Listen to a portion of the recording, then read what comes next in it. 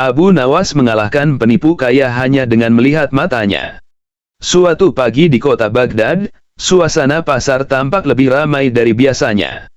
Orang-orang berkerumun di sekitar sebuah tenda besar bertuliskan, "Perdebatan ilmiah terbuka, siapa yang paling pandai menafsirkan kebenaran?" Di dalamnya, duduk seorang ulama muda dari Basrah yang baru datang ke kota. Ia dikenal dengan nama Syaikh Abdul Jamil, seorang ahli logika yang sangat fasih berdebat, dan suka membuktikan orang lain salah dengan gaya bicara cepat dan penuh istilah. Orang-orang pasar berbisik, katanya, dia ingin menantang siapapun yang berani berdebat dengannya. Tiba-tiba, seorang penjual roti menunjuk ke arah jalan. Itu Abu Nawas. Kalau ada yang bisa meladeni si Syaikh itu, cuma dia. Abu Nawas, yang saat itu sedang menenteng sekarung gandum, hanya mengangkat alis. "Debat soal apa?" Katanya, "Soal kebenaran dan kebodohan manusia," jawab si penjual roti. Abu Nawas tersenyum miring. "Kebenaran. Itu topik yang bahaya. Tapi lebih bahaya lagi kalau dibicarakan oleh orang yang menganggap dirinya paling benar." Beberapa jam kemudian, Abu Nawas sudah duduk di depan Syaikh Abdul Jamil. Orang-orang diam menunggu. Syaikh membuka debatnya dengan suara lantang. "Wahai Abu Nawas, katakan padaku, apakah menurutmu akal manusia lebih tinggi daripada wahyu?" Abu Nawas mengusap jenggotnya pelan. "Aku ingin bertanya balik, Syaikh. Apakah mata lebih tinggi daripada cahaya?" Syaikh tersenyum tipis. "Tentu cahaya yang lebih tinggi, karena tanpanya mata tak bisa melihat." "Bagus," kata Abu Nawas. "Begitu pula wahyu tanpa akal, siapa yang akan memahami maknanya?" Kerumunan langsung bergemuruh, sebagian bertepuk tangan, sebagian bingung. Syaikh Abdul Jamil tampak sedikit gusar. "Baiklah, aku ganti pertanyaan. Jika manusia memakai akalnya untuk menafsir wahyu, bukankah setiap orang bisa menafsir seenaknya?" Abu Nawas menatapnya tajam. "Syaikh, apakah engkau melarang orang lapar menafsir rasa kenyang?" "Tidak, tentu tidak," jawab Syaikh. "Lalu mengapa engkau takut kalau orang mencari makna dari yang menenangkan hatinya? Apakah engkau takut kehilangan rasa laparmu terhadap kebenaran?" Suara tawa pelan terdengar dari antara penonton. Syaikh mulai kehilangan arah. Ia mengubah strategi. "Kalau begitu, aku tanya yang sederhana saja," katanya. "Apa yang lebih penting, berilmu atau beriman?" Abu Nawas langsung menjawab santai, "Kalau engkau sedang lapar, mana yang lebih penting, punya uang atau punya makanan?" Syaikh bingung, "Ya tentu makanan." Abu Nawas mengangguk. "Maka kalau iman itu makanan, ilmu adalah uangnya. Banyak orang punya uang, tapi tidak tahu di mana warungnya." Tawa meledak. Bahkan hakim pasar yang biasanya tegas sampai menutupi mulutnya menahan geli. Namun Abu Nawas belum selesai. Ia menatap Syaikh dengan penuh hormat. "Wahai Syaikh, aku menghargai ilmu kamu. Tapi izinkan aku bertanya satu hal terakhir. Jika engkau mengatakan dirimu ahli kebenaran, lalu siapa yang engkau anggap salah?" Syaikh menjawab cepat, "Tentu orang yang tidak mengerti logika dan ilmu." Abu Nawas mengangguk lagi. "Dan apakah nabi-nabi datang untuk membuktikan logika manusia, atau membalikkan logika mereka?" Syaikh terdiam. Abu Nawas melanjutkan dengan nada lembut, "Kebenaran, Syaikh, bukan untuk dimenangkan. Ia hanya perlu disampaikan. Karena kalau kau debatkan kebenaran, yang kalah bukan orangnya, melainkan maknanya." Hening menyelimuti tenda. Lalu seorang pemuda di antara kerumunan berseru, "Jadi siapa yang menang, wahai Abu Nawas?" Abu Nawas tersenyum lebar. "Yang menang hari ini, penjual roti di luar sana. Karena semua orang di sini pasti belum sarapan." Orang-orang tertawa terbahak-bahak. Syaikh Abdul Jamil akhirnya ikut tersenyum dan menunduk. "Engkau benar, Abu Nawas. Aku datang untuk membuktikan kepintaranku, tapi justru aku pulang membawa kebijaksanaanmu." Abu Nawas berdiri, mengambil gandumnya kembali, dan berkata ringan, Ilmu tanpa tawa membuat dada sempit. Tawa tanpa ilmu membuat kepala kosong. Keduanya harus seimbang, seperti roti dan lauknya. Dan hari itu, pasar Baghdad mencatat satu perdebatan yang tidak berakhir dengan kemarahan, tapi dengan tawa, roti hangat, dan pelajaran yang menempel di hati setiap pendengarnya. Sore harinya, kabar tentang perdebatan Abu Nawas dan Syaikh Abdul Jamil menyebar sampai ke telinga wazir istana. Ia penasaran dan melapor kepada Khalifah Harun ar-Rasyid. "Tuanku," katanya, "Abu Nawas kembali membuat kerumunan di pasar. Orang-orang bilang ia mengalahkan ulama besar dari Basrah hanya dengan perumpamaan roti." Khalifah mengangkat alisnya. "Dengan roti? Menarik. Suruh dia datang ke istana malam ini. Aku ingin melihat sendiri logikanya bekerja tanpa roti di tangannya." Saat malam tiba, Abu Nawas datang dengan pakaian sederhana, membawa kendi air dan segenggam pasir. "Abu Nawas," kata Khalifah sambil tersenyum, "hari ini kau akan berdebat, bukan dengan ulama, tapi dengan 3 penasihatku yang terkenal paling cerdas di istana. Siapa yang salah menjawab, harus berdiri di kolam istana selama 1 jam." Abu Nawas menaruh kendi dan pasirnya di lantai. "Baiklah, tapi izinkan aku mengajukan satu syarat kecil." "Apa itu?" tanya Khalifah. "Jika mereka menjawab benar tapi tidak mengerti makna dari jawabannya sendiri, maka yang berdiri di kolam bukan aku." Khalifah setuju, dan perdebatan pun dimulai. Penasihat pertama maju, seorang ahli filsafat. "Abu Nawas, katakan padaku, apakah air itu benda yang hidup atau mati?" Abu Nawas menuang sedikit air dari kendinya ke lantai. "Lihat, air ini diam, mati. Tapi bila aku tuangkan ke pasir ini, ia meresap dan menghidupkan. Maka jawabanku, air hidup kalau ia bertemu tanah yang mau menerima." Khalifah tersenyum, penasihat pertama terdiam. Penasihat kedua, seorang ahli hukum, melangkah maju. "Katakan padaku, Abu Nawas, mana yang lebih suci, air atau api?" Abu Nawas menatap lampu minyak di dinding. "Air membersihkan tubuh dari kotoran. Tapi api membersihkan besi dari karat. Tapi bila api terlalu besar, ia membakar, bila air terlalu banyak, ia menenggelamkan. Maka kesucian bukan pada air atau api, tapi pada ukuran." Khalifah menepuk tangannya pelan. "Luar biasa. Lanjutkan." Penasihat ketiga, yang dikenal paling licik dalam berdebat, maju dengan senyum penuh tantangan. "Abu Nawas, jawab jujur, apakah kau lebih pintar daripada kami?" Abu Nawas tertawa kecil. "Kalau aku bilang ya, kalian akan memanggilku sombong. Kalau aku bilang tidak, kalian akan menuduhku berbohong. Maka lebih baik aku jawab, aku hanya lebih cepat lapar daripada kalian, karena aku sudah berpikir dari pagi." Seluruh ruangan meledak dengan tawa. Tapi penasihat itu tak mau kalah. "Baik, aku ganti pertanyaan. Kalau kau memang secerdas itu, jelaskan satu hal, kenapa Tuhan menciptakan manusia dengan akal tapi memberi cobaan yang kadang tidak masuk akal?" Abu Nawas menatapnya lama. "Karena Tuhan tidak ingin kita hanya memakai akal untuk mengukur kebesarannya, tapi untuk menyadari keterbatasan diri kita. Bila semua cobaan masuk akal, maka tidak ada lagi tempat untuk iman." Khalifah terdiam cukup lama sebelum akhirnya berkata pelan, "Abu Nawas, kadang kata-katamu seperti cermin. Menyakitkan untuk dilihat, tapi tak bisa dihindari." Abu Nawas menunduk hormat. "Karena cermin tak pernah berdebat, tuanku. Ia hanya mengembalikan apa yang ada di depan." Khalifah tertawa, bangkit dari singgasananya, dan menunjuk kolam istana. "Hari ini, bukan kau yang berdiri di kolam, Abu Nawas. Tapi mereka bertiga. Agar mereka tahu bahwa air yang mereka anggap mati bisa menjadi tempat bercermin juga." 1 jam kemudian, 3 penasihat istana berdiri di pinggir kolam, sementara Abu Nawas duduk di tepi sambil meneguk air dari kendi yang sama. Khalifah mendekat dan bertanya setengah berbisik, "Abu Nawas, apa yang akan kau lakukan jika suatu hari logikamu kalah?" Abu Nawas tersenyum tipis.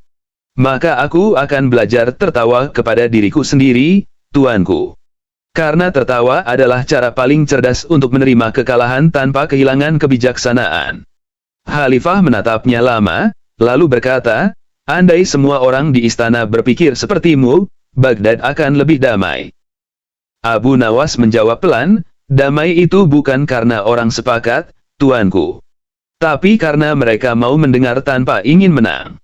Dan malam itu, angin istana Baghdad membawa tawa lembut, bersama suara air kolam yang memantulkan cahaya bulan, tenang, jernih, dan mengalir seperti cara Abu Nawas berpikir. Keesokan paginya, seorang utusan datang tergesa-gesa ke rumah Abu Nawas. Abu Nawas, cepatlah ke istana. Khalifah memanggilmu untuk perkara penting.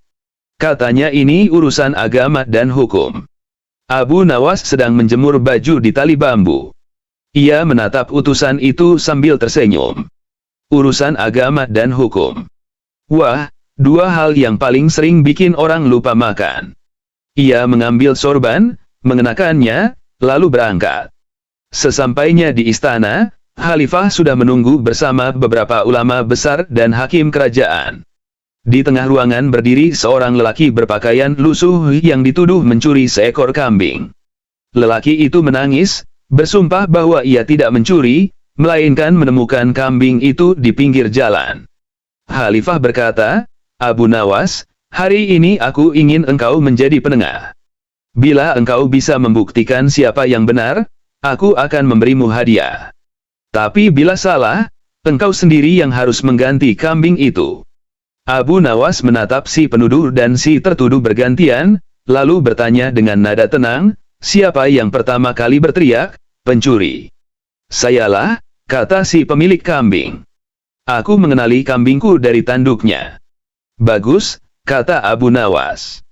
Dan siapa saksi bahwa kambing itu milikmu? Semuanya tahu di pasar, jawabnya yakin. Abu Nawas berjongkok, menatap kambing yang diikat di pojok ruangan. Ia kemudian berkata, kalau begitu, aku akan bertanya kepada kambingnya. Semua orang tertawa. Seorang hakim berkata sinis, Abu Nawas, jangan bercanda dalam urusan hukum. Aku tidak bercanda, jawabnya tenang.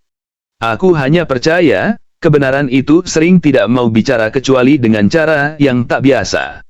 Ia mengambil kendi air dari meja dan menuangkannya ke lantai, lalu menaruh sebutir gandum di dekat kaki kambing. Kambing ini, katanya pelan, akan mendekati gandum itu bila ia merasa aman. Tapi jika ia mengenali orang yang biasa menyiksanya, ia akan diam di tempat. Semua mata menatap kambing itu. Abu Nawas menatap kedua lelaki itu, lalu berkata, sekarang kalian berdua berdirilah di dua sisi ruangan ini. Begitu mereka berpindah tempat, kambing itu tiba-tiba berjalan pelan ke arah si tertuduh, dan memakan gandum di dekatnya. Abu Nawas menghela napas. Kambing ini tidak takut padanya. Maka, besar kemungkinan dia bukan pencuri. Sang pemilik kambing langsung protes, itu kebetulan. Abu Nawas tersenyum. Kalau begitu, mari kita buktikan. Bawakan aku segelas susu dari kambingmu yang di rumah. Orang suruhan segera berlari mengambilnya. Beberapa saat kemudian, susu dibawa ke hadapan mereka. Abu Nawas menatap kambing di depan, lalu menuangkan sedikit susu ke wadah kecil. Kambing itu mencium susu itu sebentar, tapi tak mau menjilatnya. Abu Nawas berkata dengan tenang, kambing mengenali bau susunya sendiri. Kalau susu ini bukan dari tubuhnya, ia tidak akan menyentuhnya. Semua ulama di ruangan saling pandang. Khalifah menepuk lutut sambil tertawa kecil. Abu Nawas, logikamu lagi-lagi sederhana tapi tajam. Abu Nawas menunduk, lalu berkata, kebenaran, tuanku, kadang tidak butuh kitab setebal rumah. Ia hanya perlu hidung seekor kambing dan hati yang jujur untuk melihat. Khalifah mengangguk puas, tapi lalu bertanya lagi, kalau begitu, apa hukuman bagi orang yang menuduh tanpa bukti? Abu Nawas menjawab santai, biarkan dia menggembalakan kambing orang yang ia tuduh selama 3 hari, agar ia tahu sulitnya menjaga sesuatu yang bukan miliknya. Semua orang tertawa, kecuali si penuduh yang menunduk malu. Khalifah berkata, Abu Nawas, engkau membuat hukum jadi lebih manusiawi daripada pasal-pasalnya sendiri. Abu Nawas tersenyum. Karena hukum yang baik bukan yang membuat orang takut, tapi yang membuat orang berhenti berbohong. Sebelum meninggalkan istana, Abu Nawas berhenti di depan pintu dan menatap langit sore. Ia berbisik pelan, lucu ya, kadang manusia lebih percaya kambing yang diam daripada manusia yang banyak bicara. Khalifah mendengar kalimat itu dan hanya tertawa, sementara seluruh istana terdiam merenungkan betapa tajamnya kebijaksanaan yang dibalut humor seorang Abu Nawas. Beberapa hari kemudian, kabar tentang kebijaksanaan Abu Nawas sampai ke telinga seorang pedagang kaya yang sombong. Ia merasa tersaingi dan ingin menguji kepintaran Abu Nawas di depan orang banyak. Ia mengundang Abu Nawas ke rumahnya dengan alasan jamuan makan malam, padahal sudah menyiapkan jebakan halus untuk mempermalukannya. Begitu Abu Nawas datang, pedagang itu tersenyum licik. "Wahai Abu Nawas," katanya dengan suara manis, "aku dengar engkau bisa membedakan orang jujur dan pembohong hanya dengan melihat matanya. Betulkah?" Abu Nawas mengangguk pelan. "Sedikit banyak," begitu katanya. "Kalau begitu," kata pedagang itu, "di hadapanmu ada 2 kantong. Yang satu berisi emas, yang satu berisi batu. Tebak, mana yang berisi emas? Kalau kau salah, engkau harus bekerja di rumahku selama sebulan." Orang-orang yang diundang untuk menyaksikan tertawa kecil, menunggu Abu Nawas terjebak. Abu Nawas menatap kedua kantong itu.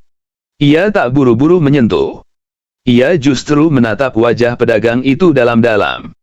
"Wahai tuan," katanya lembut, "aku tak perlu melihat isi kantongnya. Aku hanya perlu tahu, kantong mana yang kau ingin aku pilih." Pedagang terkejut, "Apa maksudmu?" Abu Nawas tersenyum, "Kalau aku menunjuk kantong yang benar, engkau akan merasa kalah. Maka tentu saja kau ingin aku menunjuk yang salah. Jadi aku akan memilih yang tidak kau harapkan." Ia mengangkat kantong sebelah kiri dengan tenang. Pedagang tersenyum puas, yakin Abu Nawas akan salah. Tapi saat kantong dibuka, butiran emas berkilau di dalamnya. Orang-orang bersorak kagum. Pedagang itu terdiam, wajahnya memerah. Abu Nawas berkata pelan, "Kantong emas tak akan menipu, tapi mata orang tamak selalu berusaha menutupi isinya. Aku hanya melihat ketamakanmu, bukan kantongnya." Suasana hening, sampai akhirnya seorang pelayan menaruh teko teh di meja.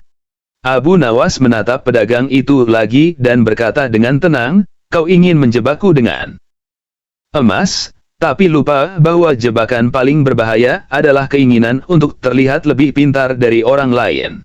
Pedagang itu menunduk, menahan malu. Ia berusaha tersenyum, tapi suaranya serak. "Abu Nawas, aku hanya ingin menguji kebenaran cerita orang." Abu Nawas menepuk bahunya ringan. "Tidak apa-apa, tuan. Menguji itu boleh, asal bukan karena ingin membuktikan orang lain bodoh. Karena setiap kali kita berusaha membuat orang tampak kecil, saat itu juga jiwa kita yang menyusut." Khalifah, yang kebetulan datang terlambat untuk jamuan itu, melihat kejadian tersebut dan berkata, "Abu Nawas, setiap kali kau bicara, aku tak tahu apakah aku sedang belajar, tertawa, atau berkaca." Abu Nawas menunduk sopan. "Mungkin ketiganya, tuanku. Karena kebenaran yang baik selalu membuat kita tertawa dulu sebelum mengerti." Malam itu, setelah semua tamu pulang, Abu Nawas berjalan melewati pasar yang mulai sepi. Lampu-lampu minyak bergoyang ditiup angin. Ia berhenti di depan warung tua tempat penjual roti dulu memanggil namanya, lalu membeli sepotong roti hangat. Sambil menggigitnya pelan, ia berkata dalam hati, "Kadang dunia ini seperti roti, yang keras di luar, lembut di dalam. Tapi hanya orang sabar yang mau menggigitnya perlahan untuk tahu rasanya." Lalu ia tertawa kecil sendirian di bawah langit Baghdad yang tenang, berjalan pulang tanpa meninggalkan kemenangan, hanya jejak ringan dari seorang cendekia yang membuat dunia belajar tersenyum setiap kali berpikir. Abu Nawas mengalahkan penipu kaya hanya dengan melihat matanya. Suatu pagi di kota Baghdad, suasana pasar tampak lebih ramai dari biasanya. Orang-orang berkerumun di sekitar sebuah tenda besar bertuliskan, "Perdebatan ilmiah terbuka, siapa yang paling pandai menafsirkan kebenaran?" Di dalamnya, duduk seorang ulama muda dari Basrah yang baru datang ke kota. Ia dikenal dengan nama Syaikh Abdul Jamil, seorang ahli logika yang sangat fasih berdebat, dan suka membuktikan orang lain salah dengan gaya bicara cepat dan penuh istilah. Orang-orang pasar berbisik, katanya, dia ingin menantang siapapun yang berani berdebat dengannya. Tiba-tiba, seorang penjual roti menunjuk ke arah jalan. Itu Abu Nawas. Kalau ada yang bisa meladeni si syaikh itu, cuma dia. Abu Nawas, yang saat itu sedang menenteng sekarung gandum, hanya mengangkat alis. "Debat soal apa?"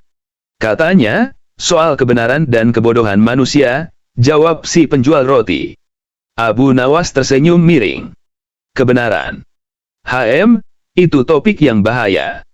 Tapi lebih bahaya lagi kalau dibicarakan oleh orang yang menganggap dirinya paling benar." Beberapa jam kemudian, Abu Nawas sudah duduk di depan Syaikh Abdul Jamil. Orang-orang diam menunggu.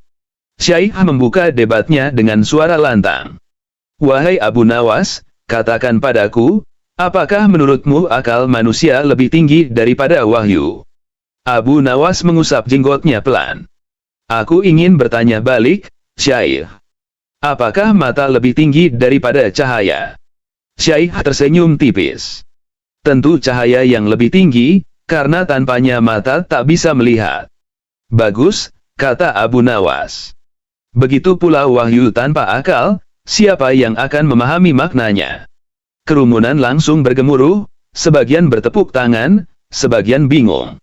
Syaikh Abdul Jamil tampak sedikit gusar. "Baiklah, aku ganti pertanyaan. Jika manusia memakai akalnya untuk menafsir wahyu, bukankah setiap orang bisa menafsir seenaknya?"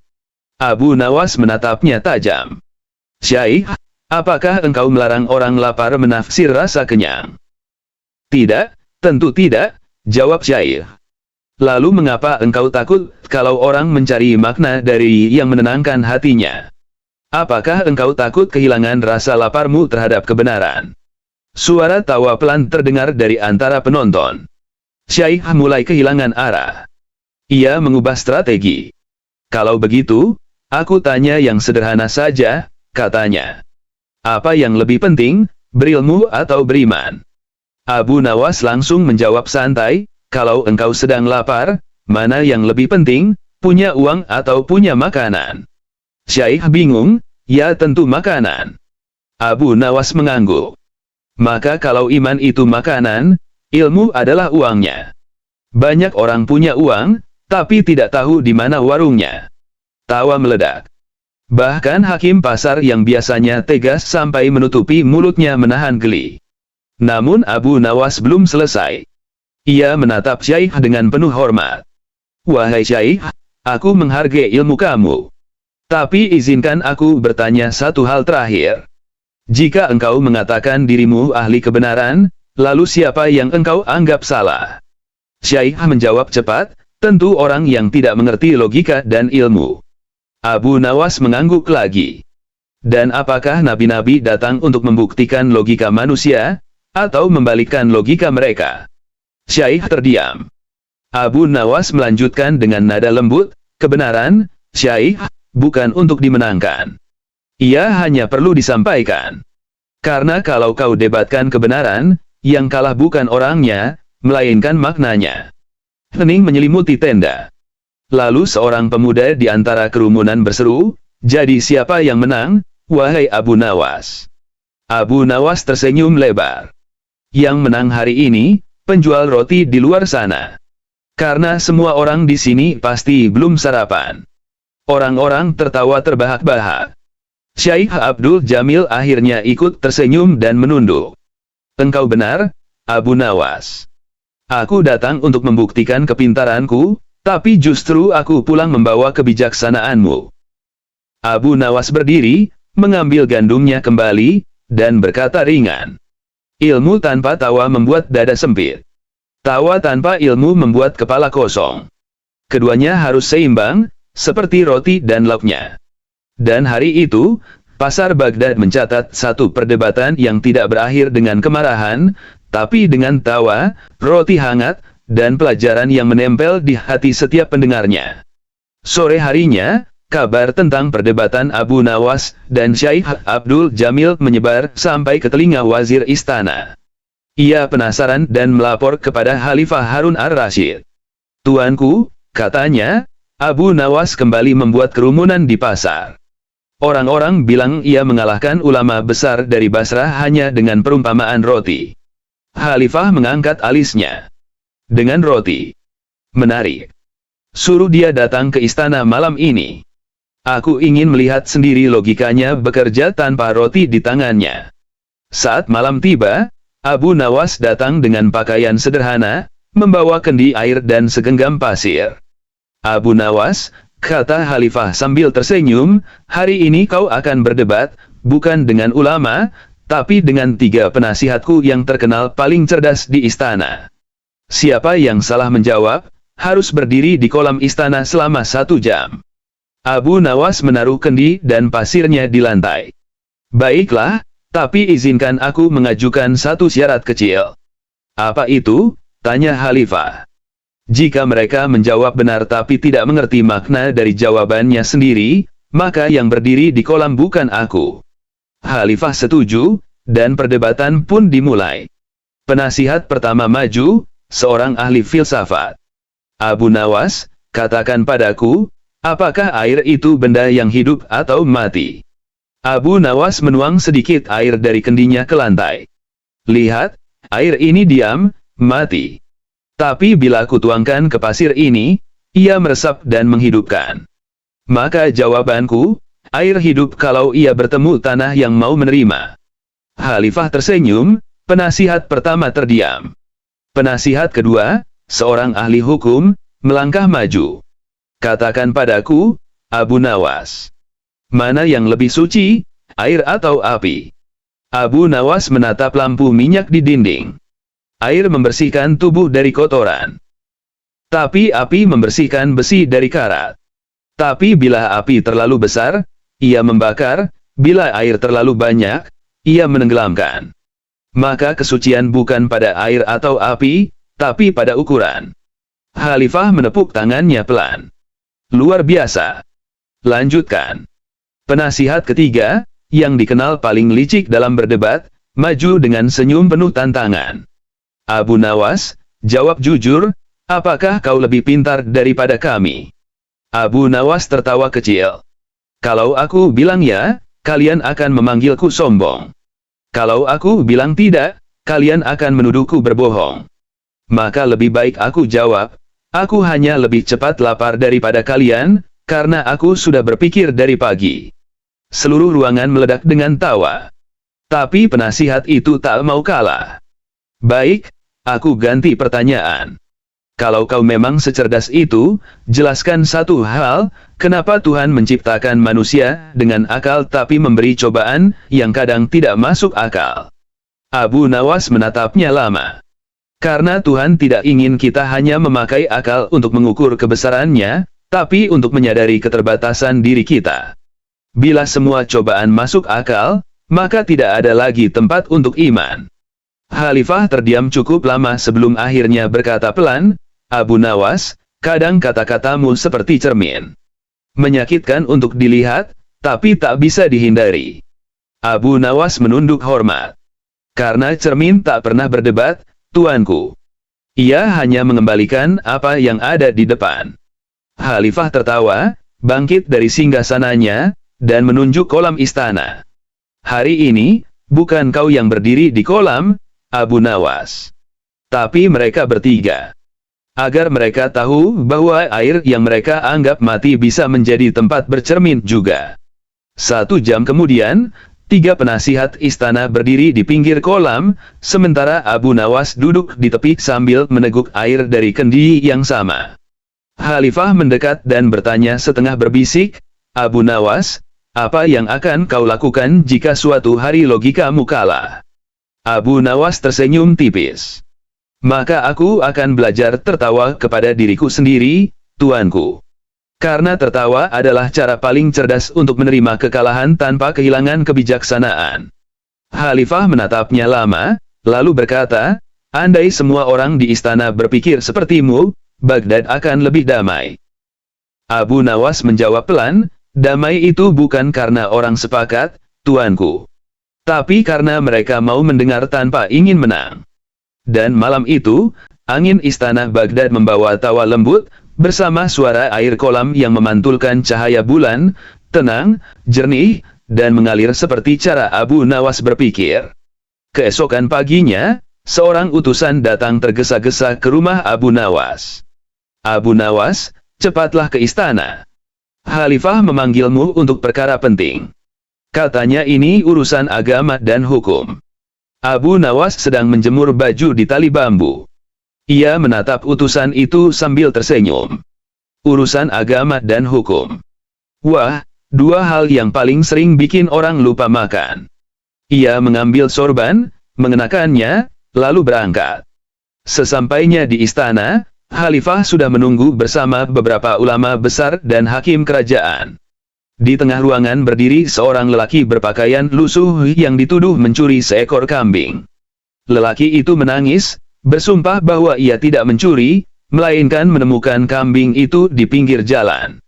Khalifah berkata, "Abu Nawas, hari ini aku ingin engkau menjadi penengah.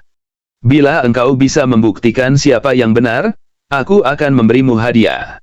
Tapi bila salah, engkau sendiri yang harus mengganti kambing itu." Abu Nawas menatap si penuduh dan si tertuduh bergantian, lalu bertanya dengan nada tenang, "Siapa yang pertama kali berteriak, 'Pencuri'?" "Sayalah," kata si pemilik kambing. "Aku mengenali kambingku dari tanduknya." "Bagus," kata Abu Nawas.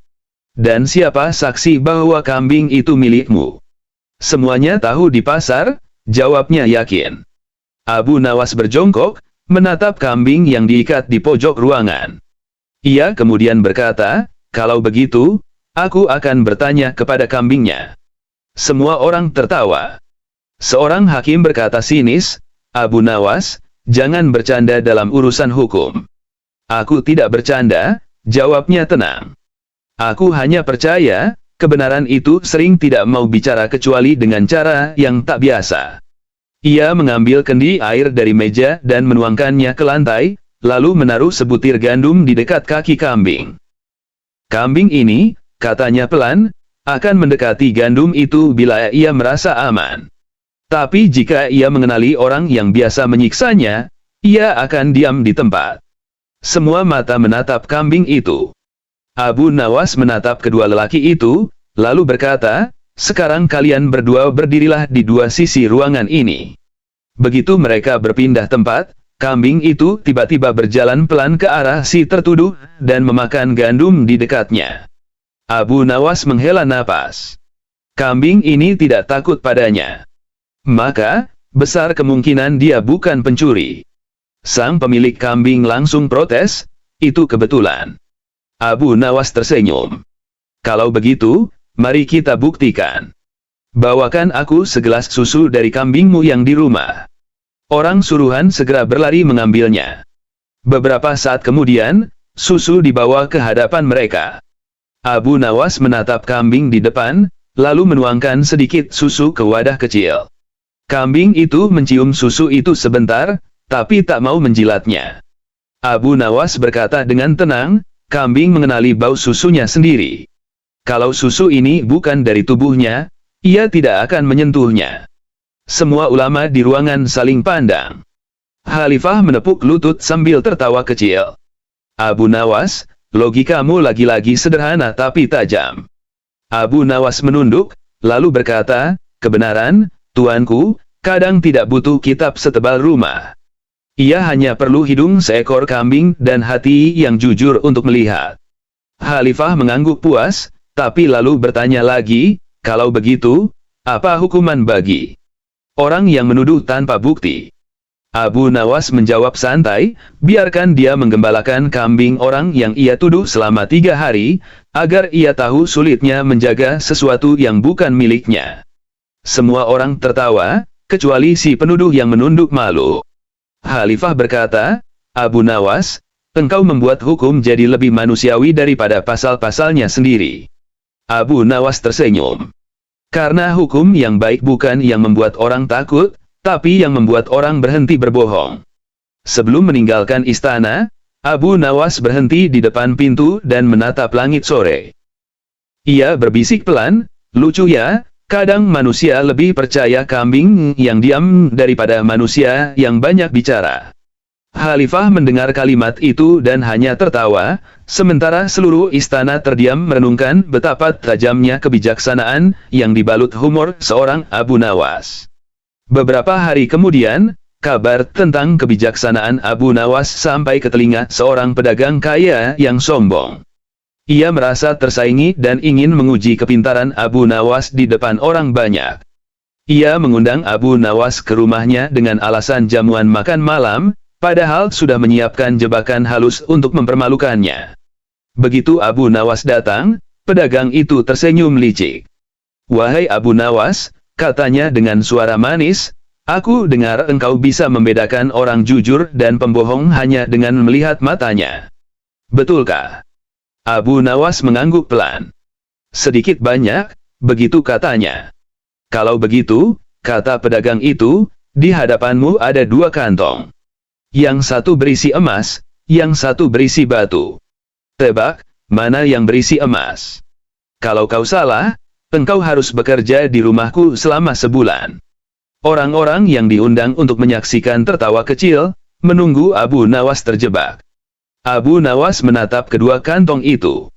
Ia tak buru-buru menyentuh. Ia justru menatap wajah pedagang itu dalam-dalam. Wahai tuan, katanya lembut, aku tak perlu melihat isi kantongnya. Aku hanya perlu tahu, kantong mana yang kau ingin aku pilih. Pedagang terkejut. Apa maksudmu? Abu Nawas tersenyum, kalau aku menunjuk kantong yang benar, engkau akan merasa kalah. Maka tentu saja kau ingin aku menunjuk yang salah. Jadi aku akan memilih yang tidak kau harapkan. Ia mengangkat kantong sebelah kiri dengan tenang. Pedagang tersenyum puas, yakin Abu Nawas akan salah. Tapi saat kantong dibuka, butiran emas berkilau di dalamnya. Orang-orang bersorak kagum. Pedagang itu terdiam, wajahnya memerah.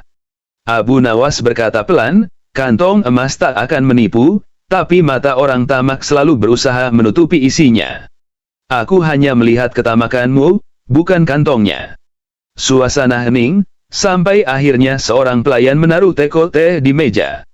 Abu Nawas menatap pedagang itu lagi dan berkata dengan tenang, kau ingin menjebakku dengan emas, tapi lupa bahwa jebakan paling berbahaya adalah keinginan untuk terlihat lebih pintar dari orang lain. Pedagang itu menunduk, menahan malu. Ia berusaha tersenyum, tapi suaranya serak. Abu Nawas, aku hanya ingin menguji kebenaran cerita orang. Abu Nawas menepuk bahunya ringan. Tidak apa-apa, tuan. Menguji itu boleh, asal bukan karena ingin membuktikan orang lain bodoh. Karena setiap kali kita berusaha membuat orang tampak kecil, saat itu juga jiwa kita yang menyusut. Khalifah, yang kebetulan datang terlambat untuk jamuan itu melihat kejadian tersebut dan berkata, Abu Nawas, setiap kali kau bicara, aku tak tahu apakah aku sedang belajar, tertawa, atau berkaca. Abu Nawas menunduk sopan. Mungkin ketiganya, tuanku. Karena kebenaran yang baik selalu membuat kita tertawa dulu sebelum mengerti.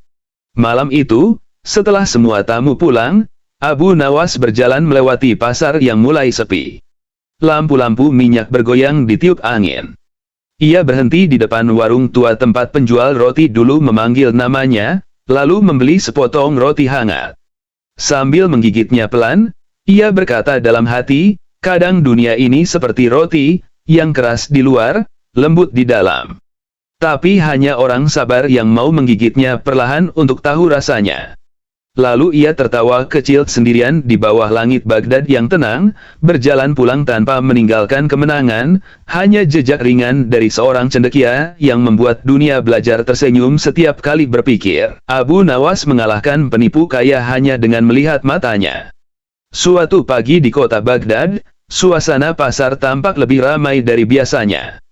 Orang-orang berkerumun di sekitar sebuah tenda besar bertuliskan, "Perdebatan ilmiah terbuka, siapa yang paling pandai menafsirkan kebenaran?"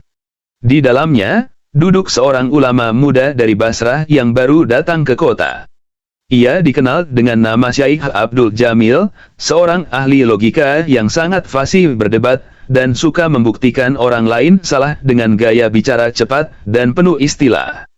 Orang-orang pasar berbisik, katanya, dia ingin menantang siapapun yang berani berdebat dengannya. Tiba-tiba, seorang penjual roti menunjuk ke arah jalan. Itu Abu Nawas. Kalau ada yang bisa meladeni si Syaikh itu, cuma dia. Abu Nawas, yang saat itu sedang menenteng sekarung gandum, hanya mengangkat alis. "Debat soal apa?" Katanya, "Soal kebenaran dan kebodohan manusia," jawab si penjual roti. Abu Nawas tersenyum miring. "Kebenaran. Itu topik yang bahaya. Tapi lebih bahaya lagi kalau dibicarakan oleh orang yang menganggap dirinya paling benar." Beberapa jam kemudian, Abu Nawas sudah duduk di depan Syekh Abdul Jamil. Orang-orang diam menunggu. Syekh membuka debatnya dengan suara lantang. "Wahai Abu Nawas, katakan padaku, apakah menurutmu akal manusia lebih tinggi daripada wahyu?" Abu Nawas mengusap jenggotnya pelan. "Aku ingin bertanya balik, Syekh. Apakah mata lebih tinggi daripada cahaya?" Syekh tersenyum tipis. "Tentu cahaya yang lebih tinggi, karena tanpanya mata tak bisa melihat."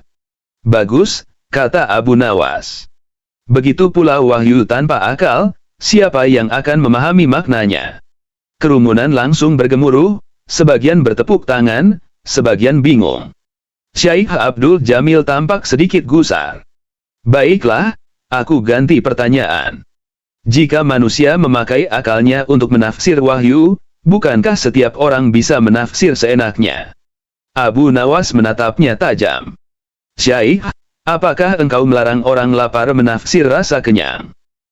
"Tidak, tentu tidak," jawab Syekh. "Lalu mengapa engkau takut kalau orang mencari makna dari yang menenangkan hatinya? Apakah engkau takut kehilangan rasa laparmu terhadap kebenaran?" Suara tawa pelan terdengar dari antara penonton. Syekh mulai kehilangan arah. Ia mengubah strategi. "Kalau begitu, aku tanya yang sederhana saja," katanya. "Apa yang lebih penting, berilmu atau beriman?" Abu Nawas langsung menjawab santai, "Kalau engkau sedang lapar, mana yang lebih penting, punya uang atau punya makanan?" Syekh bingung, "Ya tentu makanan." Abu Nawas mengangguk. "Maka kalau iman itu makanan, ilmu adalah uangnya. Banyak orang punya uang, tapi tidak tahu di mana warungnya." Tawa meledak. Bahkan hakim pasar yang biasanya tegas sampai menutupi mulutnya menahan geli. Namun Abu Nawas belum selesai. Ia menatap Syekh dengan penuh hormat. "Wahai Syekh, aku menghargai ilmu kamu. Tapi izinkan aku bertanya satu hal terakhir. Jika engkau mengatakan dirimu ahli kebenaran, lalu siapa yang engkau anggap salah?" Syekh menjawab cepat, "Tentu orang yang tidak mengerti logika dan ilmu." Abu Nawas mengangguk lagi. "Dan apakah nabi-nabi datang untuk membuktikan logika manusia, atau membalikkan logika mereka?" Syekh terdiam. Abu Nawas melanjutkan dengan nada lembut, "Kebenaran, Syekh, bukan untuk dimenangkan. Ia hanya perlu disampaikan. Karena kalau kau debatkan kebenaran, yang kalah bukan orangnya, melainkan maknanya." Hening menyelimuti tenda. Lalu seorang pemuda di antara kerumunan berseru, "Jadi siapa yang menang, wahai Abu Nawas?" Abu Nawas tersenyum lebar. "Yang menang hari ini, penjual roti di luar sana. Karena semua orang di sini pasti belum sarapan." Orang-orang tertawa terbahak-bahak. Syekh Abdul Jamil akhirnya ikut tersenyum dan menunduk. Engkau benar, Abu Nawas. Aku datang untuk membuktikan kepintaranku, tapi justru aku pulang membawa kebijaksanaanmu. Abu Nawas berdiri, mengambil gandumnya kembali, dan berkata ringan. Ilmu tanpa tawa membuat dada sempit. Tawa tanpa ilmu membuat kepala kosong. Keduanya harus seimbang, seperti roti dan lauknya. Dan hari itu, pasar Baghdad mencatat satu perdebatan yang tidak berakhir dengan kemarahan, tapi dengan tawa, roti hangat, dan pelajaran yang menempel di hati setiap pendengarnya.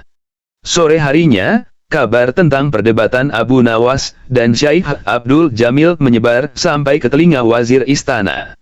Ia penasaran dan melapor kepada Khalifah Harun ar-Rasyid.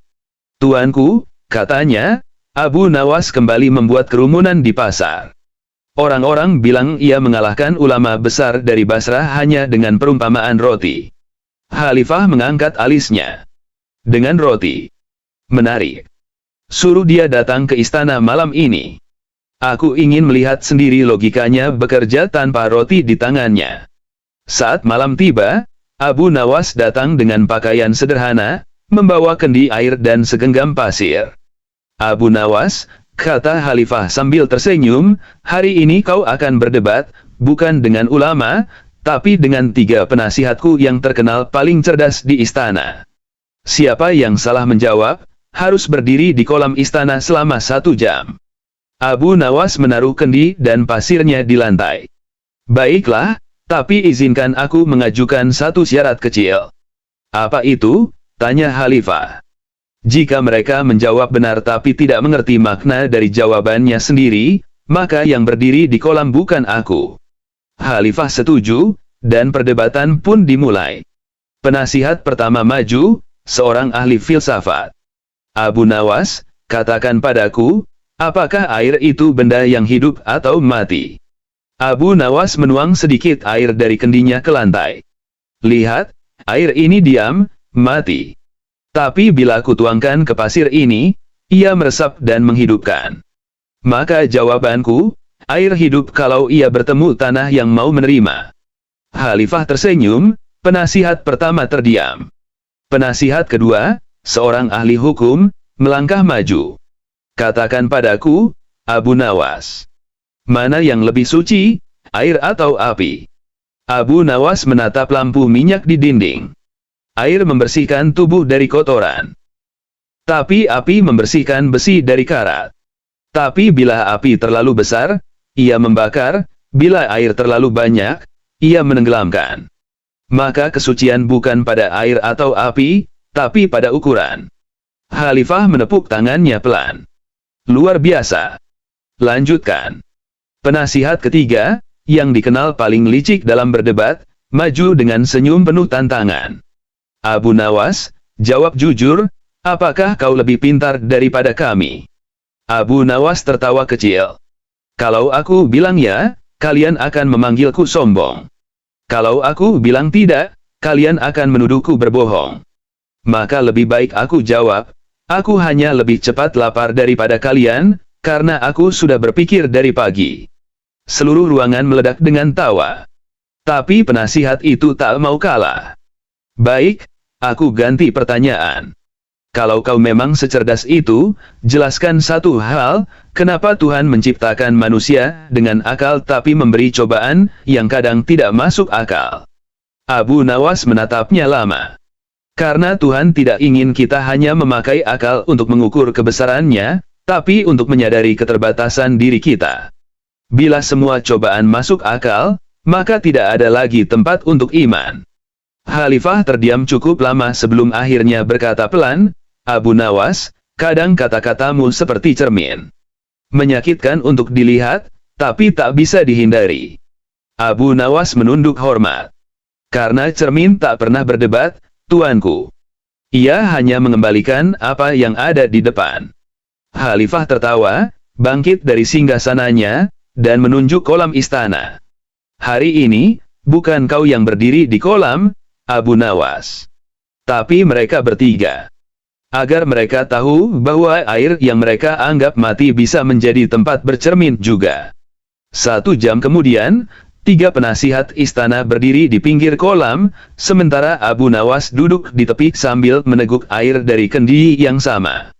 Khalifah mendekat dan bertanya setengah berbisik, "Abu Nawas, apa yang akan kau lakukan jika suatu hari logikamu kalah?" Abu Nawas tersenyum tipis. "Maka aku akan belajar tertawa kepada diriku sendiri, tuanku. Karena tertawa adalah cara paling cerdas untuk menerima kekalahan tanpa kehilangan kebijaksanaan." Khalifah menatapnya lama, lalu berkata, "Andai semua orang di istana berpikir sepertimu, Baghdad akan lebih damai." Abu Nawas menjawab pelan, "Damai itu bukan karena orang sepakat, tuanku. Tapi karena mereka mau mendengar tanpa ingin menang." Dan malam itu, angin istana Baghdad membawa tawa lembut, bersama suara air kolam yang memantulkan cahaya bulan, tenang, jernih, dan mengalir seperti cara Abu Nawas berpikir. Keesokan paginya, seorang utusan datang tergesa-gesa ke rumah Abu Nawas. "Abu Nawas, cepatlah ke istana. Khalifah memanggilmu untuk perkara penting. Katanya ini urusan agama dan hukum." Abu Nawas sedang menjemur baju di tali bambu. Ia menatap utusan itu sambil tersenyum. Urusan agama dan hukum. Wah, dua hal yang paling sering bikin orang lupa makan. Ia mengambil sorban, mengenakannya, lalu berangkat. Sesampainya di istana, Khalifah sudah menunggu bersama beberapa ulama besar dan hakim kerajaan. Di tengah ruangan berdiri seorang lelaki berpakaian lusuh yang dituduh mencuri seekor kambing. Lelaki itu menangis, bersumpah bahwa ia tidak mencuri, melainkan menemukan kambing itu di pinggir jalan. Khalifah berkata, "Abu Nawas, hari ini aku ingin engkau menjadi penengah. Bila engkau bisa membuktikan siapa yang benar, aku akan memberimu hadiah. Tapi bila salah, engkau sendiri yang harus mengganti kambing itu." Abu Nawas menatap si penuduh dan si tertuduh bergantian, lalu bertanya dengan nada tenang, "Siapa yang pertama kali berteriak, 'Pencuri'?" "Sayalah," kata si pemilik kambing. "Aku mengenali kambingku dari tanduknya." "Bagus," kata Abu Nawas. "Dan siapa saksi bahwa kambing itu milikmu?" "Semuanya tahu di pasar," jawabnya yakin. Abu Nawas berjongkok, menatap kambing yang diikat di pojok ruangan. Ia kemudian berkata, "Kalau begitu, aku akan bertanya kepada kambingnya." Semua orang tertawa. Seorang hakim berkata sinis, "Abu Nawas, jangan bercanda dalam urusan hukum." "Aku tidak bercanda," jawabnya tenang. "Aku hanya percaya, kebenaran itu sering tidak mau bicara kecuali dengan cara yang tak biasa." Ia mengambil kendi air dari meja dan menuangkannya ke lantai, lalu menaruh sebutir gandum di dekat kaki kambing. "Kambing ini," katanya pelan, "akan mendekati gandum itu bila ia merasa aman. Tapi jika ia mengenali orang yang biasa menyiksanya, ia akan diam di tempat." Semua mata menatap kambing itu. Abu Nawas menatap kedua lelaki itu, lalu berkata, "Sekarang kalian berdua berdirilah di dua sisi ruangan ini." Begitu mereka berpindah tempat, kambing itu tiba-tiba berjalan pelan ke arah si tertuduh, dan memakan gandum di dekatnya. Abu Nawas menghela napas. Kambing ini tidak takut padanya. Maka, besar kemungkinan dia bukan pencuri. Sang pemilik kambing langsung protes, "Itu kebetulan." Abu Nawas tersenyum. "Kalau begitu, mari kita buktikan. Bawakan aku segelas susu dari kambingmu yang di rumah." Orang suruhan segera berlari mengambilnya. Beberapa saat kemudian, susu dibawa ke hadapan mereka. Abu Nawas menatap kambing di depan, lalu menuangkan sedikit susu ke wadah kecil. Kambing itu mencium susu itu sebentar, tapi tak mau menjilatnya. Abu Nawas berkata dengan tenang, "Kambing mengenali bau susunya sendiri. Kalau susu ini bukan dari tubuhnya, ia tidak akan menyentuhnya." Semua ulama di ruangan saling pandang. Khalifah menepuk lutut sambil tertawa kecil. "Abu Nawas, logikamu lagi-lagi sederhana tapi tajam." Abu Nawas menunduk, lalu berkata, "Kebenaran, tuanku, kadang tidak butuh kitab setebal rumah. Ia hanya perlu hidung seekor kambing dan hati yang jujur untuk melihat." Khalifah mengangguk puas, tapi lalu bertanya lagi, kalau begitu, apa hukuman bagi orang yang menuduh tanpa bukti? Abu Nawas menjawab santai, biarkan dia menggembalakan kambing orang yang ia tuduh selama 3 hari, agar ia tahu sulitnya menjaga sesuatu yang bukan miliknya. Semua orang tertawa, kecuali si penuduh yang menunduk malu. Khalifah berkata, Abu Nawas, engkau membuat hukum jadi lebih manusiawi daripada pasal-pasalnya sendiri. Abu Nawas tersenyum. Karena hukum yang baik bukan yang membuat orang takut, tapi yang membuat orang berhenti berbohong. Sebelum meninggalkan istana, Abu Nawas berhenti di depan pintu dan menatap langit sore. Ia berbisik pelan, lucu ya, kadang manusia lebih percaya kambing yang diam daripada manusia yang banyak bicara. Khalifah mendengar kalimat itu dan hanya tertawa, sementara seluruh istana terdiam merenungkan betapa tajamnya kebijaksanaan yang dibalut humor seorang Abu Nawas. Beberapa hari kemudian, kabar tentang kebijaksanaan Abu Nawas sampai ke telinga seorang pedagang kaya yang sombong. Ia merasa tersaingi dan ingin menguji kepintaran Abu Nawas di depan orang banyak. Ia mengundang Abu Nawas ke rumahnya dengan alasan jamuan makan malam, padahal sudah menyiapkan jebakan halus untuk mempermalukannya. Begitu Abu Nawas datang, pedagang itu tersenyum licik. Wahai Abu Nawas, katanya dengan suara manis, aku dengar engkau bisa membedakan orang jujur dan pembohong hanya dengan melihat matanya. Betulkah? Abu Nawas mengangguk pelan. Sedikit banyak, begitu katanya. Kalau begitu, kata pedagang itu, di hadapanmu ada 2 kantong. Yang satu berisi emas, yang satu berisi batu. Tebak, mana yang berisi emas? Kalau kau salah, engkau harus bekerja di rumahku selama sebulan. Orang-orang yang diundang untuk menyaksikan tertawa kecil, menunggu Abu Nawas terjebak. Abu Nawas menatap kedua kantong itu. Ia tak buru-buru menyentuh. Ia justru menatap wajah pedagang itu dalam-dalam. Wahai tuan, katanya lembut, aku tak perlu melihat isi kantongnya. Aku hanya perlu tahu, kantong mana yang kau ingin aku pilih. Pedagang terkejut. Apa maksudmu? Abu Nawas tersenyum, kalau aku menunjuk kantong yang benar, engkau akan merasa kalah. Maka tentu saja kau ingin aku menunjuk yang salah. Jadi aku akan memilih yang tidak kau harapkan. Ia mengangkat kantong sebelah kiri dengan tenang. Pedagang tersenyum puas, yakin Abu Nawas akan salah. Tapi saat kantong dibuka, butiran emas berkilau di dalamnya. Orang-orang bersorak kagum. Pedagang itu terdiam, wajahnya memerah. Abu Nawas berkata pelan, kantong emas tak akan menipu, tapi mata orang tamak selalu berusaha menutupi isinya. Aku hanya melihat ketamakanmu, bukan kantongnya. Suasana hening, sampai akhirnya seorang pelayan menaruh teko teh di meja. Abu Nawas menatap pedagang itu lagi dan berkata dengan tenang, kau ingin menjebakku dengan emas, tapi lupa bahwa jebakan paling berbahaya adalah keinginan untuk terlihat lebih pintar dari orang lain. Pedagang itu menunduk, menahan malu. Ia berusaha tersenyum, tapi suaranya serak. Abu Nawas, aku hanya ingin menguji kebenaran cerita orang. Abu Nawas menepuk bahunya ringan. Tidak apa-apa, tuan. Menguji itu boleh, asal bukan karena ingin membuktikan orang lain bodoh. Karena setiap kali kita berusaha membuat orang tampak kecil, saat itu juga jiwa kita yang menyusut. Khalifah, yang kebetulan datang terlambat untuk jamuan itu melihat kejadian tersebut dan berkata, Abu Nawas, setiap kali kau bicara, aku tak tahu apakah aku sedang belajar, tertawa, atau berkaca. Abu Nawas menunduk sopan. Mungkin ketiganya, tuanku. Karena kebenaran yang baik selalu membuat kita tertawa dulu sebelum mengerti. Malam itu, setelah semua tamu pulang, Abu Nawas berjalan melewati pasar yang mulai sepi. Lampu-lampu minyak bergoyang ditiup angin.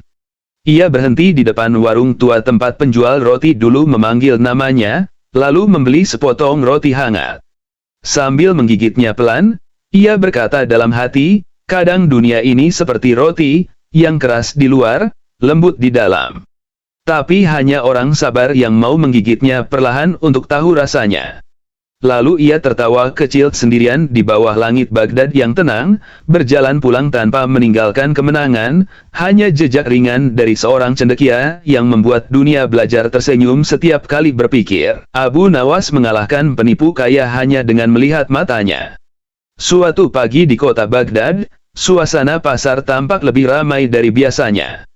Orang-orang berkerumun di sekitar sebuah tenda besar bertuliskan, "Perdebatan ilmiah terbuka, siapa yang paling pandai menafsirkan kebenaran?" Di dalamnya, duduk seorang ulama muda dari Basrah yang baru datang ke kota. Ia dikenal dengan nama Syekh Abdul Jamil, seorang ahli logika yang sangat fasih berdebat, dan suka membuktikan orang lain salah dengan gaya bicara cepat dan penuh istilah. Orang-orang pasar berbisik, katanya, dia ingin menantang siapapun yang berani berdebat dengannya. Tiba-tiba, seorang penjual roti menunjuk ke arah jalan. Itu Abu Nawas. Kalau ada yang bisa meladeni si Syekh itu, cuma dia. Abu Nawas, yang saat itu sedang menenteng sekarung gandum, hanya mengangkat alis. "Debat soal apa?" katanya. "Soal kebenaran dan kebodohan manusia," jawab si penjual roti. Abu Nawas tersenyum miring. "Kebenaran. Itu topik yang bahaya. Tapi lebih bahaya lagi kalau dibicarakan oleh orang yang menganggap dirinya paling benar." Beberapa jam kemudian, Abu Nawas sudah duduk di depan Syekh Abdul Jamil. Orang-orang diam menunggu. Syekh membuka debatnya dengan suara lantang. "Wahai Abu Nawas, katakan padaku, apakah menurutmu akal manusia lebih tinggi daripada wahyu?" Abu Nawas mengusap jenggotnya pelan. "Aku ingin bertanya balik, Syekh. Apakah mata lebih tinggi daripada cahaya?" Syekh tersenyum tipis. "Tentu cahaya yang lebih tinggi, karena tanpanya mata tak bisa melihat." "Bagus," kata Abu Nawas. "Begitu pula wahyu tanpa akal, siapa yang akan memahami maknanya?" Kerumunan langsung bergemuruh, sebagian bertepuk tangan, sebagian bingung. Syekh Abdul Jamil tampak sedikit gusar. "Baiklah, aku ganti pertanyaan. Jika manusia memakai akalnya untuk menafsir wahyu, bukankah setiap orang bisa menafsir seenaknya?" Abu Nawas menatapnya tajam. "Syekh, apakah engkau melarang orang lapar menafsir rasa kenyang?" "Tidak, tentu tidak," jawab Syekh. "Lalu mengapa engkau takut kalau orang mencari makna dari yang menenangkan hatinya? Apakah engkau takut kehilangan rasa laparmu terhadap kebenaran?" Suara tawa pelan terdengar dari antara penonton. Syekh mulai kehilangan arah. Ia mengubah strategi. "Kalau begitu, aku tanya yang sederhana saja," katanya. "Apa yang lebih penting, berilmu atau beriman?" Abu Nawas langsung menjawab santai, "Kalau engkau sedang lapar, mana yang lebih penting, punya uang atau punya makanan?" Syekh bingung. "Ya tentu makanan." Abu Nawas mengangguk. "Maka kalau iman itu makanan, ilmu adalah uangnya. Banyak orang punya uang, tapi tidak tahu di mana warungnya." Tawa meledak.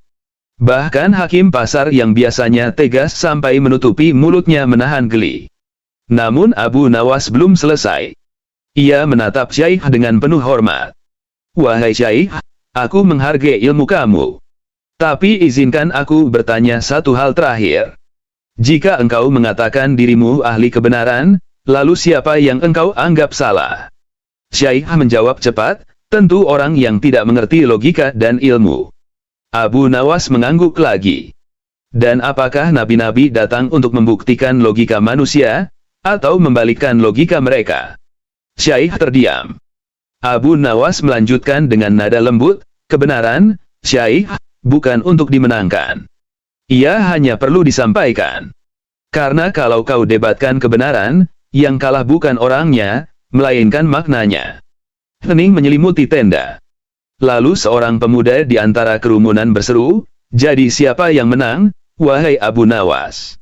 Abu Nawas tersenyum lebar.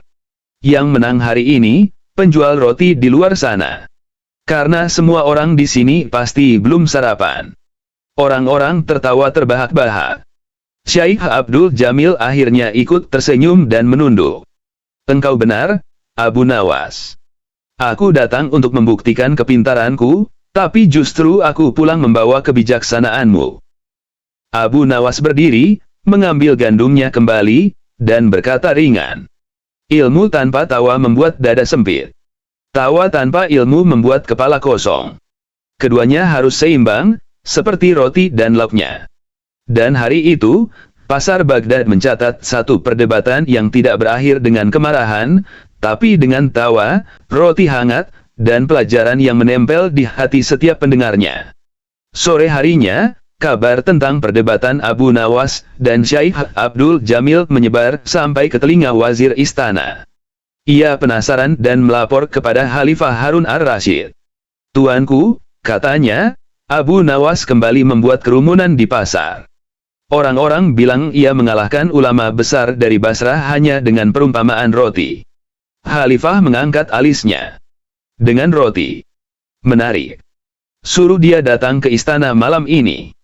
Aku ingin melihat sendiri logikanya bekerja tanpa roti di tangannya. Saat malam tiba, Abu Nawas datang dengan pakaian sederhana, membawa kendi air dan segenggam pasir. Abu Nawas, kata Khalifah sambil tersenyum, hari ini kau akan berdebat, bukan dengan ulama, tapi dengan 3 penasihatku yang terkenal paling cerdas di istana. Siapa yang salah menjawab, harus berdiri di kolam istana selama 1 jam. Abu Nawas menaruh kendi dan pasirnya di lantai. Baiklah, tapi izinkan aku mengajukan satu syarat kecil. Apa itu? Tanya Khalifah. Jika mereka menjawab benar tapi tidak mengerti makna dari jawabannya sendiri, maka yang berdiri di kolam bukan aku. Khalifah setuju, dan perdebatan pun dimulai. Penasihat pertama maju, seorang ahli filsafat. Abu Nawas, katakan padaku, apakah air itu benda yang hidup atau mati? Abu Nawas menuang sedikit air dari kendinya ke lantai. Lihat, air ini diam, mati. Tapi bila kutuangkan ke pasir ini, ia meresap dan menghidupkan. Maka jawabanku, air hidup kalau ia bertemu tanah yang mau menerima. Khalifah tersenyum, penasihat pertama terdiam. Penasihat kedua, seorang ahli hukum, melangkah maju. Katakan padaku, Abu Nawas. Mana yang lebih suci, air atau api? Abu Nawas menatap lampu minyak di dinding. Air membersihkan tubuh dari kotoran. Tapi api membersihkan besi dari karat. Tapi bila api terlalu besar, ia membakar, bila air terlalu banyak, ia menenggelamkan. Maka kesucian bukan pada air atau api, tapi pada ukuran. Khalifah menepuk tangannya pelan. Luar biasa. Lanjutkan. Penasihat ketiga, yang dikenal paling licik dalam berdebat, maju dengan senyum penuh tantangan. Abu Nawas, jawab jujur, apakah kau lebih pintar daripada kami? Abu Nawas tertawa kecil. Kalau aku bilang ya, kalian akan memanggilku sombong. Kalau aku bilang tidak, kalian akan menuduhku berbohong. Maka lebih baik aku jawab, aku hanya lebih cepat lapar daripada kalian, karena aku sudah berpikir dari pagi. Seluruh ruangan meledak dengan tawa. Tapi penasihat itu tak mau kalah. Baik, aku ganti pertanyaan. Kalau kau memang secerdas itu, jelaskan satu hal, kenapa Tuhan menciptakan manusia dengan akal tapi memberi cobaan yang kadang tidak masuk akal. Abu Nawas menatapnya lama. Karena Tuhan tidak ingin kita hanya memakai akal untuk mengukur kebesarannya, tapi untuk menyadari keterbatasan diri kita. Bila semua cobaan masuk akal, maka tidak ada lagi tempat untuk iman. Khalifah terdiam cukup lama sebelum akhirnya berkata pelan, Abu Nawas, kadang kata-katamu seperti cermin. Menyakitkan untuk dilihat, tapi tak bisa dihindari. Abu Nawas menunduk hormat. Karena cermin tak pernah berdebat, tuanku. Ia hanya mengembalikan apa yang ada di depan. Khalifah tertawa, bangkit dari singgasananya, dan menunjuk kolam istana. Hari ini, bukan kau yang berdiri di kolam, Abu Nawas. Tapi mereka bertiga. Agar mereka tahu bahwa air yang mereka anggap mati bisa menjadi tempat bercermin juga. 1 jam kemudian, 3 penasihat istana berdiri di pinggir kolam, sementara Abu Nawas duduk di tepi sambil meneguk air dari kendi yang sama. Khalifah mendekat dan bertanya setengah berbisik, "Abu Nawas, apa yang akan kau lakukan jika suatu hari logikamu kalah?" Abu Nawas tersenyum tipis. "Maka aku akan belajar tertawa kepada diriku sendiri, tuanku. Karena tertawa adalah cara paling cerdas untuk menerima kekalahan tanpa kehilangan kebijaksanaan." Khalifah menatapnya lama, lalu berkata, "Andai semua orang di istana berpikir sepertimu, Baghdad akan lebih damai." Abu Nawas menjawab pelan, "Damai itu bukan karena orang sepakat, tuanku. Tapi karena mereka mau mendengar tanpa ingin menang."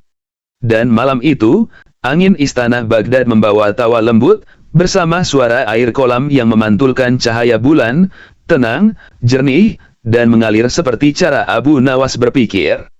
Keesokan paginya, seorang utusan datang tergesa-gesa ke rumah Abu Nawas. "Abu Nawas, cepatlah ke istana. Khalifah memanggilmu untuk perkara penting. Katanya ini urusan agama dan hukum." Abu Nawas sedang menjemur baju di tali bambu. Ia menatap utusan itu sambil tersenyum. Urusan agama dan hukum. Wah, dua hal yang paling sering bikin orang lupa makan. Ia mengambil sorban, mengenakannya, lalu berangkat. Sesampainya di istana, Khalifah sudah menunggu bersama beberapa ulama besar dan hakim kerajaan. Di tengah ruangan berdiri seorang lelaki berpakaian lusuh yang dituduh mencuri seekor kambing. Lelaki itu menangis, bersumpah bahwa ia tidak mencuri, melainkan menemukan kambing itu di pinggir jalan. Khalifah berkata, "Abu Nawas, hari ini aku ingin engkau menjadi penengah. Bila engkau bisa membuktikan siapa yang benar, aku akan memberimu hadiah. Tapi bila salah, engkau sendiri yang harus mengganti kambing itu." Abu Nawas menatap si penuduh dan si tertuduh bergantian, lalu bertanya dengan nada tenang, "Siapa yang pertama kali berteriak, 'Pencuri'?" "Sayalah," kata si pemilik kambing. "Aku mengenali kambingku dari tanduknya." "Bagus," kata Abu Nawas. "Dan siapa saksi bahwa kambing itu milikmu?" "Semuanya tahu di pasar," jawabnya yakin. Abu Nawas berjongkok, menatap kambing yang diikat di pojok ruangan. Ia kemudian berkata, "Kalau begitu, aku akan bertanya kepada kambingnya." Semua orang tertawa. Seorang hakim berkata sinis, "Abu Nawas, jangan bercanda dalam urusan hukum." "Aku tidak bercanda," jawabnya tenang. "Aku hanya percaya, kebenaran itu sering tidak mau bicara kecuali dengan cara yang tak biasa." Ia mengambil kendi air dari meja dan menuangkannya ke lantai, lalu menaruh sebutir gandum di dekat kaki kambing. "Kambing ini," katanya pelan, "akan mendekati gandum itu bila ia merasa aman. Tapi jika ia mengenali orang yang biasa menyiksanya, ia akan diam di tempat." Semua mata menatap kambing itu.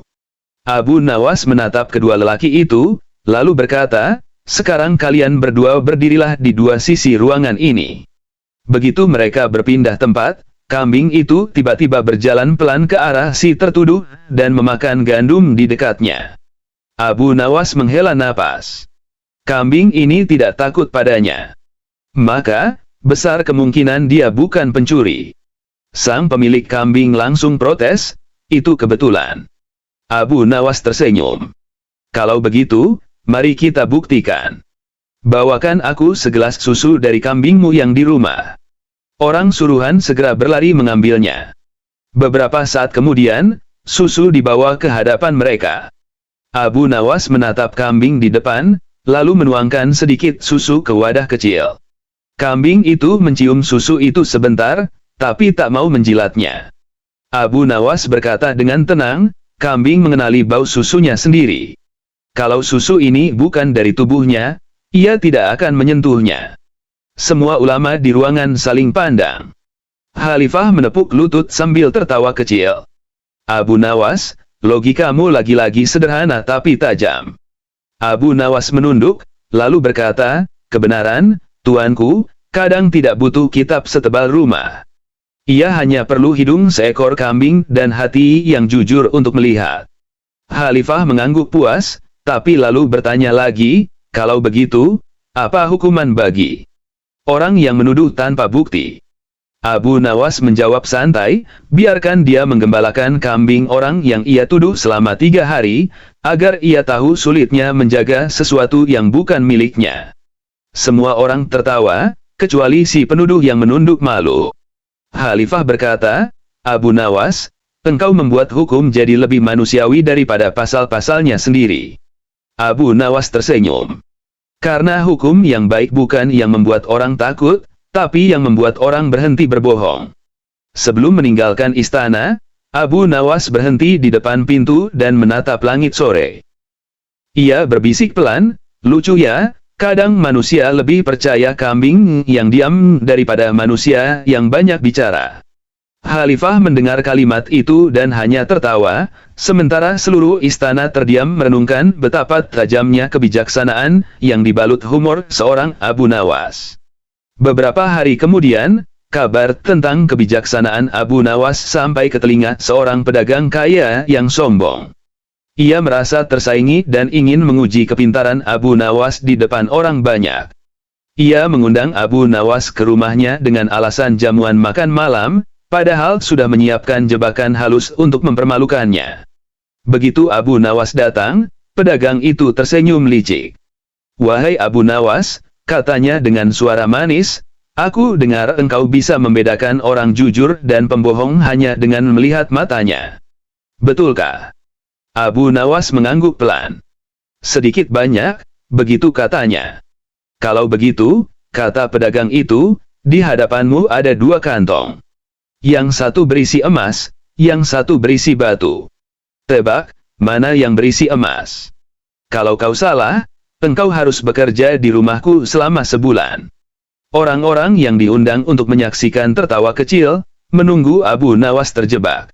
Abu Nawas menatap kedua kantong itu. Ia tak buru-buru menyentuh. Ia justru menatap wajah pedagang itu dalam-dalam. Wahai tuan, katanya lembut, aku tak perlu melihat isi kantongnya. Aku hanya perlu tahu, kantong mana yang kau ingin aku pilih. Pedagang terkejut. Apa maksudmu? Abu Nawas tersenyum, kalau aku menunjuk kantong yang benar, engkau akan merasa kalah. Maka tentu saja kau ingin aku menunjuk yang salah. Jadi aku akan memilih yang tidak kau harapkan. Ia mengangkat kantong sebelah kiri dengan tenang. Pedagang tersenyum puas, yakin Abu Nawas akan salah. Tapi saat kantong dibuka, butiran emas berkilau di dalamnya. Orang-orang bersorak kagum. Pedagang itu terdiam, wajahnya memerah. Abu Nawas berkata pelan, kantong emas tak akan menipu, tapi mata orang tamak selalu berusaha menutupi isinya. Aku hanya melihat ketamakanmu, bukan kantongnya. Suasana hening, sampai akhirnya seorang pelayan menaruh teko teh di meja. Abu Nawas menatap pedagang itu lagi dan berkata dengan tenang, kau ingin menjebakku dengan emas, tapi lupa bahwa jebakan paling berbahaya adalah keinginan untuk terlihat lebih pintar dari orang lain. Pedagang itu menunduk, menahan malu. Ia berusaha tersenyum, tapi suaranya serak. Abu Nawas, aku hanya ingin menguji kebenaran cerita orang. Abu Nawas menepuk bahunya ringan. Tidak apa-apa, tuan. Menguji itu boleh, asal bukan karena ingin membuktikan orang lain bodoh. Karena setiap kali kita berusaha membuat orang tampak kecil, saat itu juga jiwa kita yang menyusut. Khalifah, yang kebetulan datang terlambat untuk jamuan itu melihat kejadian tersebut dan berkata, Abu Nawas, setiap kali kau bicara, aku tak tahu apakah aku sedang belajar, tertawa, atau berkaca. Abu Nawas menunduk sopan. Mungkin ketiganya, tuanku.